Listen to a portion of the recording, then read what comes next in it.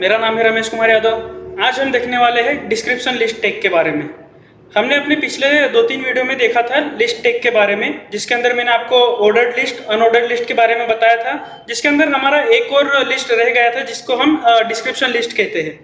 ये इसके बारे में मैं बताना भूल गया था, तो आज के ये वीडियो हमारा उसी के ऊपर होने वाला है। तो चलिए शुरू करते हैं। तो दोस्तों, ये डिस्क्रिप्शन लिस्ट क्या होती है? डिस्क्रिप्शन लिस्ट यानी कि अगर हम कभी भी होटल में जाते हैं, या तो समझ लीजिए कि हम हमारे वेब पेज के ऊपर HTML का हमें एक डेफिनेशन लिखना है, बताना है। अगर HTML का हमें डेफिनेशन बताना है, तो उस डेफिनेशन को हम जब भी लिखते हैं तो पहले क्या हम लिखते हैं? पहले तो हम यहाँ पे लिखेंगे HTML लिख देते हैं, और फिर यहाँ से हम उसकी डेफिनेशन लिखना स्टार्ट करते हैं। या तो कुछ भी ऐसा हमारा एक कोई टॉपिक होगा, उसको पहले टॉपिक को हम साइड में लिख देते हैं, फिर बाद में उसके जो भी डिस्क्रिप्शन हमें देनी है, तो उस टॉपिक के बारे में जो भी कुछ हमें बताना होता है, तो उसे हम इस वे में लिखते हैं। यानी कि ये जो पोर्शन होगा यहाँ से, ये इतना पोर्शन छोड़ देते हैं, इसके नीचे हम कुछ लिखते नहीं है। जहाँ से HTML या L जहाँ से एंड होता है, L के बाद से हम अपनी बाकी सारी चीज़ें बताना स्टार्ट करते हैं।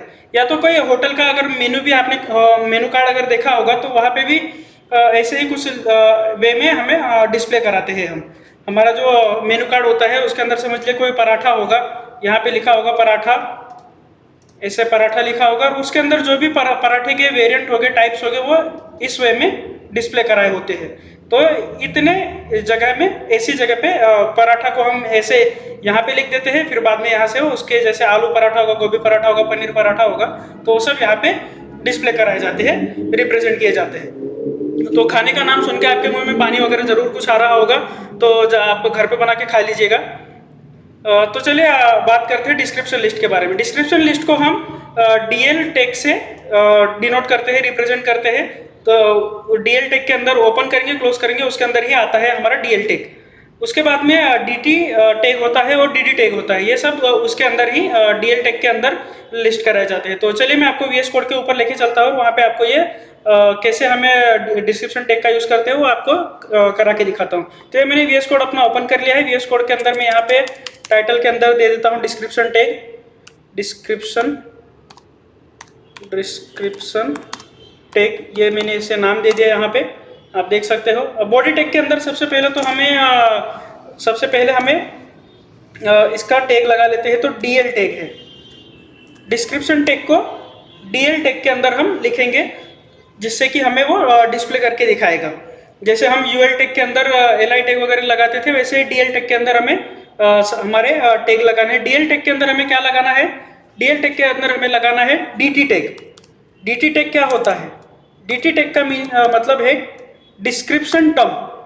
डिस्क्रिप्शन टर्म यानी कि जैसे कि मैंने आपको एक पिछले अभी जो एग्जांपल दिया था मैंने आपको पराठे का, कि हम होटल में जाते हैं, कुछ ऑर्डर करना होता है, मेनू कार्ड जब भी लेते हैं, तो पराठा हमें एक साइड में लिखा हुआ दिखता है, और उसके नीचे फिर हमें उसके वेरिएंट, उसके टाइप्स लिखे हुए रहते हैं, कि जो भी उसका टाइप होगा वो हमें वहाँ पे दिखाई देता है। तो जैसे कि मैं यहाँ पे अभी लिख देता हूँ। चलिए हम रेस्टोरेंट का ही हम एग्जाम्पल ले लेते हैं, उसके अंदर हम पराठा लिख लेते हैं। यहाँ पे पराठा, अब पराठे के बहुत सारे वेरिएंट आते हैं, आपको पता ही है। तो उस वेरिएंट को अब मुझे डिस्प्ले करवाना है, उसके टाइप्स, पराठे के टाइप्स मुझे डिस्प्ले करना है, कि जैसे कि आलू पराठा, गोभी पराठा, पनीर पराठा, जो भी टाइप्स होंगे उसके, तो उसे डिस्क्राइब करने के लिए मुझे DD टैग यूज़ करना होता है। उसके लिए DD टैग का यूज़ करना होता है। DD टैग का क्या मतलब होता है? तो डिस्क्रिप्शन डिस्क्राइब, यानी डिस्क्रिप्शन को डिस्क्राइब करना, यानी पराठे को हमें डिस्क्राइब करना है।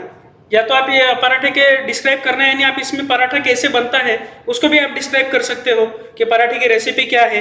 तो वो पराठे की रेसिपी अगर आपको डिस्क्राइब करना है, तो आप इसके अंदर DD टैग के अंदर कर सकते हो। तो अभी तो मैं आपको पराठा कैसे बनता है मुझे नहीं आता, तो मैं आपको वो तो डिस्क्राइब करके नहीं बता सकता, लेकिन पराठे के बहुत सारे जो वेरिएंट होते हैं उसके बारे में मैं आपको अभी बता देता हूँ। तो सबसे पहला वेरिएंट जैसे कि मैं बता दूँ आपको, आलू पराठा। यहाँ पे मैं आपको लिख देता हूँ, आलू पराठा हो गया। इसे हम Ctrl+Shift डाउन बटन से पेस्ट कर लेते हैं, कॉपी पेस्ट करना होता है इसका। आलू पराठे के बाद हो गया हमारा यहाँ पे पनीर पराठा। पनीर पराठे के बाद चाहे तो यहाँ पे, ये पनीर के ऊपर ही जा रहा है, पनीर पराठा। उसके बाद में गोभी पराठा होता है, गोभी का पराठा। मेथी का पराठा भी आता है, मेथी पराठा। तो ये मैं अभी 4 ही पराठे के बारे में आपको ये डिस्क्राइब करके यहाँ पे अपने आउटपुट स्क्रीन पे दिखाता हूँ। तो ये मैंने यहाँ पे डिस्क्राइब पूरा कर दिया है, लिख दिया है। अभी हम लाइव जाके देख लेते हैं कि हमारा ये प्रोग्राम रन हो रहा है या नहीं। तो आप देख सकते हो यहाँ पे ये कैसे वे में डिनोट हो रहा है, आप देख सकते हो इसको। यहाँ पे पराठा जो हमने DT टैग के अंदर जो दिया था, DT टैग यानी डिस्क्राइब टर्म, यानी पराठे का जो टर्म होगा, पराठे को हमें डिस्क्राइब करना है, उसका टर्म है ये। तो उसके अंदर कौन से टाइप्स आते हैं, कौन से टर्म्स है, तो उसको हम DT टैग के अंदर डिस्क्राइब करते हैं। तो आलू पराठा, पनीर पराठा, गोभी पराठा और मेथी पराठा, ये ऐसे यहाँ पे डिस्प्ले हो रहा है। तो ये एक वे होता है। अगर आपको कोई इसका शायद समझ लीजिए, आपको अगर रेसिपी बतानी है, अगर आप चाहते हो कि मैं पराठे की रेसिपी बताऊं, तो आता तो नहीं, लेकिन मैं आपको एक करके दिखाता हूं। यहाँ पे ये DT टैग के अंदर ये सारे टैग हम हटा देंगे।